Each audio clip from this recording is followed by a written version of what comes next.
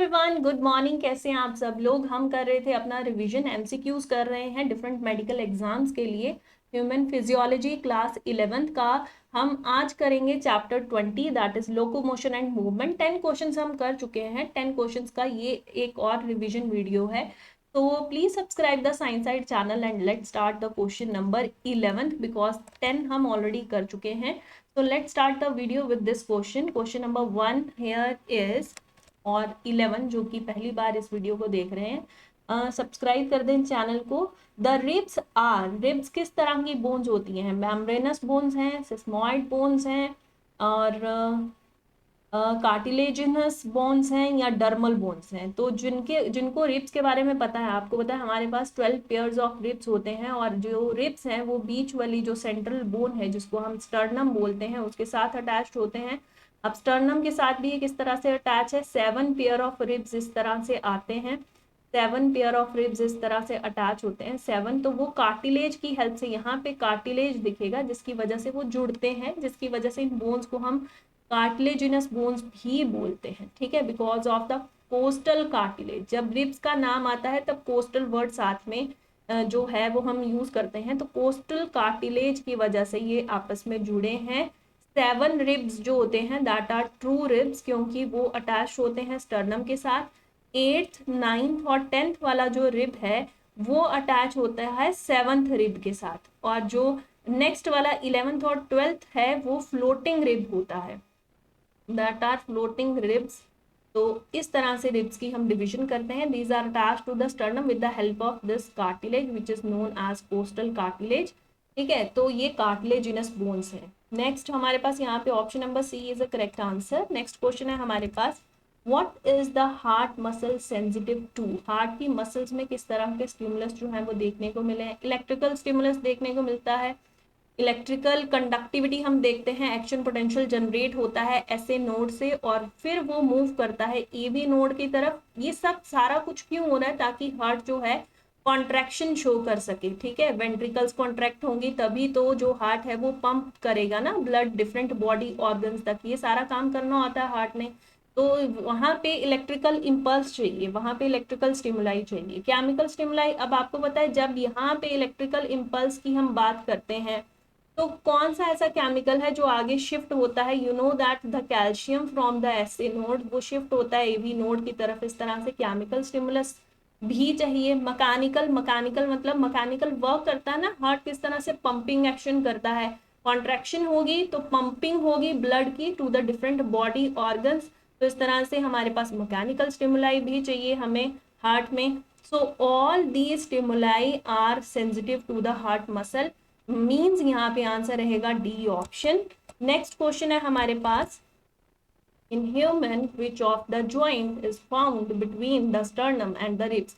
Ribs और sternum के बीच में आपको ऑलरेडी बता चुकी हूँ। यहाँ पे हमारे पास 7 रिब्स जो पीछे से वर्टिब्रल कॉलम के साथ अटैच हैं वो आगे से स्टर्नम के साथ अटैच्ड है, और स्टर्नम के साथ जुड़े होने के लिए उनको चाहिए कोस्टल कार्टिलेज। कौन सा कार्टिलेज? Coastal cartilage.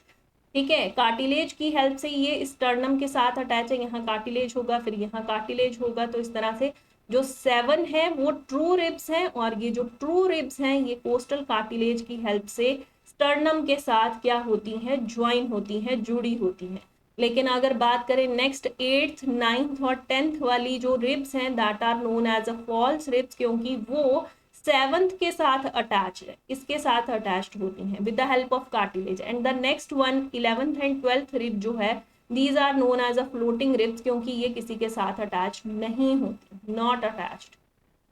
ठीक है, इनकी अटैचमेंट नहीं होती किसी के साथ। तो इस तरह से आंसर रहेगा। तो यहाँ पे कार्टिलेज का ज्वाइंट है, वहां पे आपको पता है हमारे पास ज्वाइंट्स 3 तरह के होते हैं, fibrous joint, cartilaginous joint and synovial joint. तो ये कार्टिलेज ज्वाइंट की वजह से जो रिब्स हैं वो स्टर्नम के साथ जुड़ी होती हैं। Answer C is a correct option. Next question है हमारे पास, which of the following is a false about human skull? Human skull आपका डाइकोंडाइलिक होता है, बिल्कुल। ऑक्सीपिटल जो बोन है, जब हम स्कल की बात करते हैं और हम स्कल में डिफरेंट बोन्स की बात करते हैं तो ऑक्सीपिटल का नाम आता है।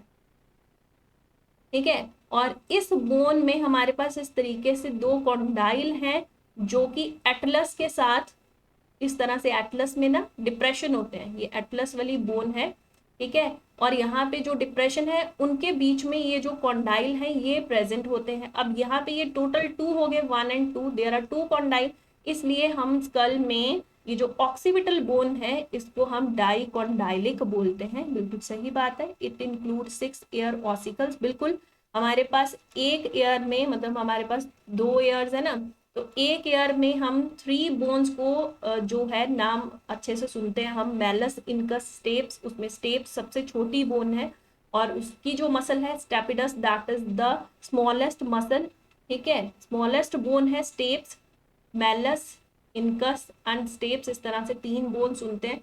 तो टोटल 6 एयर ऑसिकल्स होगी, स्मॉल बोन्स की वजह से हम इसको ऑसिकल बोलते हैं, बिल्कुल 6 ऑसिकल्स हैं। 14 फेशियल बोन्स हैं, इनके नाम भी आपको पता होने चाहिए, बिल्कुल correct. Hyoid is not included. जब टोटल स्कल की बात कर रहे हैं 29 बोन्स आपको बिल्कुल अच्छे से लर्न होने चाहिए, जिसमें 8 जो है वो क्रेनियल बोन्स हैं, दीज आर क्रेनियल बोन्स, ठीक है, उसमें 14 जो हैं वो फेशियल बोन्स हैं, दीज आर फेशियल बोन्स, यहाँ नंबर लिखा हुआ है नीचे। 6 जो हैं वो एयर ऑसिकल्स हैं, यानी एयर की बोन्स आपको याद रखनी है, और एक आपको हायोड बोन जो है वो याद रखनी है।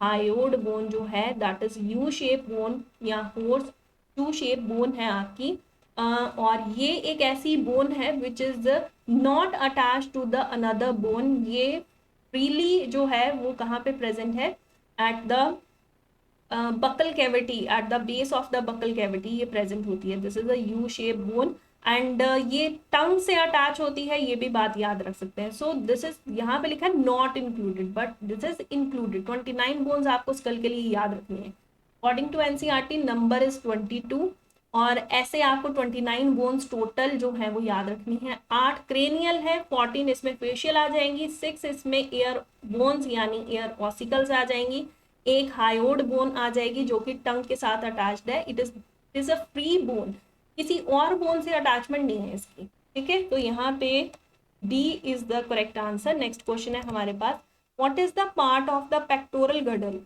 इसमें से कौन ऐसा पार्ट है जो पेक्टोरल गर्डल के साथ रिलेशन में है। तो पेक्टोरल गर्डल का पार्ट है इसमें ग्लिनोइड कैविटी, बिल्कुल सही। स्टर्नम, स्टर्नम रिब्स के साथ प्रेजेंट होता है। रिब केज के अंदर इंक्लूडेड जो 37 बोन्स है उसमें से एक बोन स्टर्नम है, ठीक है, ये यहाँ पे नहीं आएगा। Ilium, this is present in the pelvic girdle, ये तो पेल्विक गर्डल की बोन है, तो यहाँ पे ये नाम नहीं आना चाहिए था। And acetabulum, it is a depression which is present in the pelvic girdle, this is a depression, ठीक है, एक गड्ढा जैसे है जिसमें फीमर बोन जो है वो जाके अटैच होती है, ठीक है। तो यहाँ पे ये इसका भी नाम नहीं आना चाहिए था, ठीक है, इसका भी नहीं आना चाहिए था, ग्लिनोइड कैविटी। जब मैंने थोड़े मतलब ये जो लास्ट वाला वीडियो जो करवाया था 10 क्वेश्चन का, वहां पे नेक स्ट्रक्चर और शोल्डर, शोल्डर में ट्रायंगुलर शेप का स्कैपुला आपको बताया था। आगे वाली process is known as acromion process, जो कि कोलर बोन जो है आगे जाके बना देगी, और नीचे की तरफ क्योंकि आपको पता है यहाँ पे अब आर्म स्ट्रक्चर आएगी, तो यही स्कैपुला नीचे की तरफ कोरोकॉइड प्रोसेस बनाएगी विद द ग्लिनोइड कैविटी, जिसके अंदर फिट होती है ह्यूमरस बोन। यहाँ पे आर्म आ गई, आर्म के अंदर ये जो बोन है जो इसके अंदर फिट होगी दैट इज ह्यूमरस बोन जो है आर्म की, वो फिट हो जाएगी with the ball and socket joint, ये बनाएगी बॉल एंड सॉकेट जॉइंट। तो सारी बातें मैंने आपको यहाँ पे रिपीट कर दी so that you can learn. तो यहाँ पे आंसर रहेगा that is glenoid cavity. Next question है हमारे पास 16, what is the largest vertebrae in the mammal. सबसे largest vertebrae according to diameter. अब नंबर नहीं देखना है, मैं डायामीटर के अकॉर्डिंग पूछ रही हूँ। ऐसे सर्वाइकल कितने हैं, दैट इज 7, थोरेसिक कितने हैं 12, लंबर कितने हैं दैट इज 5, देन हमारे पास है sacrum 8, then coccygeal that is 1। तो यहाँ पे 12 नंबर के हिसाब से नहीं, मैं डायामीटर के हिसाब से पूछ रही हूँ, तो डायामीटर के हिसाब से this is the largest vertebrae, so B is the correct option here. Next question है हमारे पास, which of the following is correct about the human body. Human body के लिए क्या चीज यहाँ पे जो आपको सही है वो बतानी है आपको। There are 5 vertebrae in the neck, neck में जो सर्वाइकल है दैट कंटेन 7 वर्टिब्रे, तो यहाँ पे ये गलत हो गया। Brain box is made up of 4 bones, जो आपका स्कल है जिसको हम ब्रेन बॉक्स बोलते हैं, उसमें आपको अकॉर्डिंग टू एनसीईआरटी 22 याद रखनी है और 29 भी याद रखनी है आपको, क्योंकि टोटल अगर काउंट करें तो फेशियल बोन्स जो 14 है वो भी इसी में आती हैं, जो क्रेनियल बोन्स हैं दैट इज 8 वो भी इसी में आती हैं, 6 ईयर ऑसिकल्स इसी में आते हैं, हायोड इसी में आता है, तो टोटल इंक्लूड करेंगे 29 तो आपको याद रखनी है, लेकिन एनसीईआरटी में ये नंबर दिया है तो आप इसको टिक करेंगे। There are 15 pair of ribs, no there are 12 pair of ribs बच्चे, और टोटल अगर नंबर पूछा हो कि कितना नंबर है तो आप बोलेंगे 24 रिब्स है हमारे पास, ठीक है, रिब केज में। और अगर पूछा हो थोरेसिक वर्टिब्रे कितने हैं तो 12 है, यहाँ पे option D is the correct answer, क्योंकि यहाँ पे करेक्ट स्टेटमेंट पूछी थी।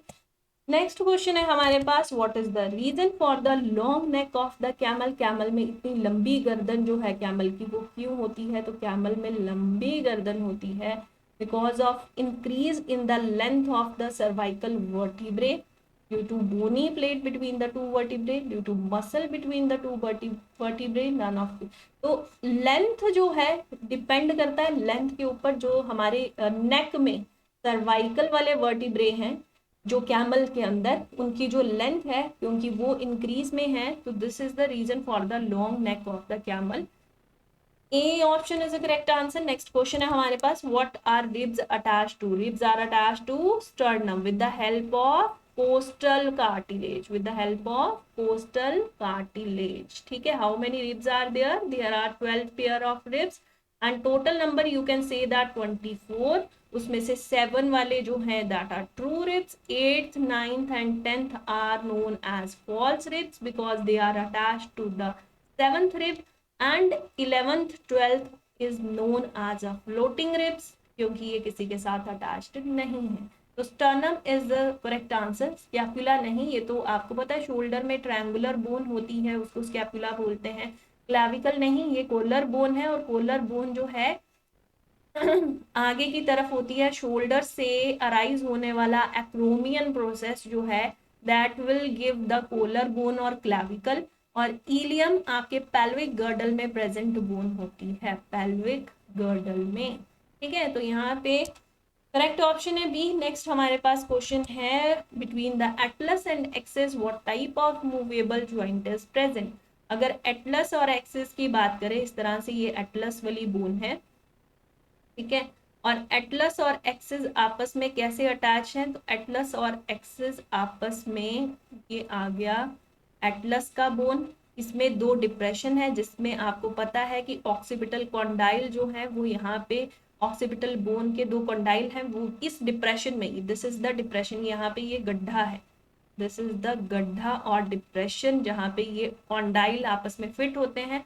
अभी पूछा है this is Atlas, okay, and ये एक्सिस है नीचे से, ठीक है, ये आपस में अटैच कैसे हैं, तो ये दोनों आपस में एक पाइवोट ज्वाइंट, पाइवोट ज्वाइंट के थ्रू जो है वो अटैच्ड है। पाइवोट ज्वाइंट जैसे खूंटा होता है ना, जिससे गाय बांधते हैं, जैसे वैसे करके कुछ डंडे जैसे स्ट्रक्चर है जिसकी वजह से एटलस और एक्सिस आपस में अटैच है।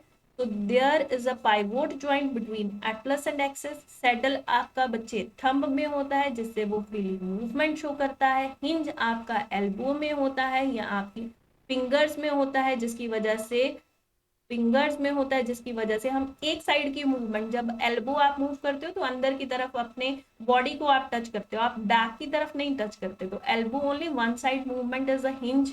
और फिंगर्स भी आप एक तरफ यानी अंदर की तरफ मुट्ठी बंद करते हैं, पीछे की तरफ बैक की तरफ फिंगर्स को नहीं मोड़ सकते, so this is hinge. Gliding आपकी कार्पल्स और टार्सल्स के बीच में यानी इंटर कार्पल और इंटर टार्सल्स की बात आप कर सकते हैं जब आप ग्लाइडिंग ज्वाइंट की बात करते हैं, कार्पल और इंटर टार्सल, ठीक है। ये इसकी एग्जांपल्स हैं, और भी एग्जांपल है ग्लाइडिंग की, अभी आपको एक समझना है। तो यहाँ पे only pivot joint is the answer, option A Atlas और एक्सिस।